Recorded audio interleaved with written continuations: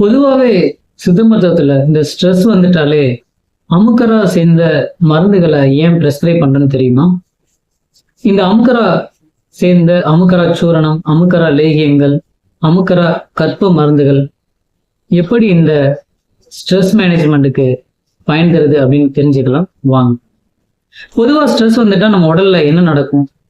பொதுவா ஸ்ட்ரெஸ் ஏற்பட்ட உடனே நம்ம மூளையில உள்ள ஹைப்போதலாமஸ் செயல்பட்டு அங்க கார்டிகோட்ராபின் ரிலீசிங் ஹார்மோனை வெளியிடுங்க.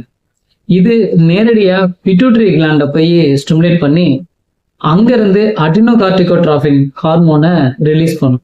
இந்த ஏசிடிஎஸ்ன்னு சொல்லக்கூடிய இந்த ஹார்மோன் அடினல் கிளாண்டை தூண்டி கார்டிசால் அப்படிங்கிற அந்த ஸ்ட்ரெஸ் ஹார்மோனை அதிகரிக்க செய்யுது. இதை HPA ஆக்சிஸ் அப்படின்னு சொல்லுவாங்க. அதாவது ஹைப்போதலாமஸ் பிட்யூட்டரி அண்ட் அட்ரினலின் ஆக்சிஸ்ன்னு சொல்லுவோம். இப்போ நீண்ட நாளா ஸ்ட்ரெஸ் ஒருத்தருக்கு இருந்துட்டே இருக்குன்னா இந்த சிஸ்டம் தொடர்ந்து ஆக்டிவ் ஆகிட்டே இருக்கும். நம்ம சித்தா மெடிசனான இந்த அமுக்கரா சேர்ந்த அடாப்டஜெனிக் ஹெர்பல்ஸ் நல்லாவே இந்த ஸ்ட்ரெஸ் ரெஸ்பான்ஸ் பாத்வேயை மாடுலேட் பண்ண உதவியா இருக்குங்க. அதனாலதான் இதை நம்ம பயன்படுத்த சொல்றோம்.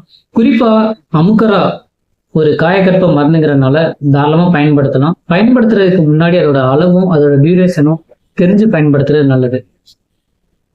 இந்த மாதிரியான தகவல் வேணும்னா நம்ம சேனலை ஃபாலோ பண்ணுங்க, பயன்படுத்தி பயன்பெறுங்க. நன்றி நண்பர்களே.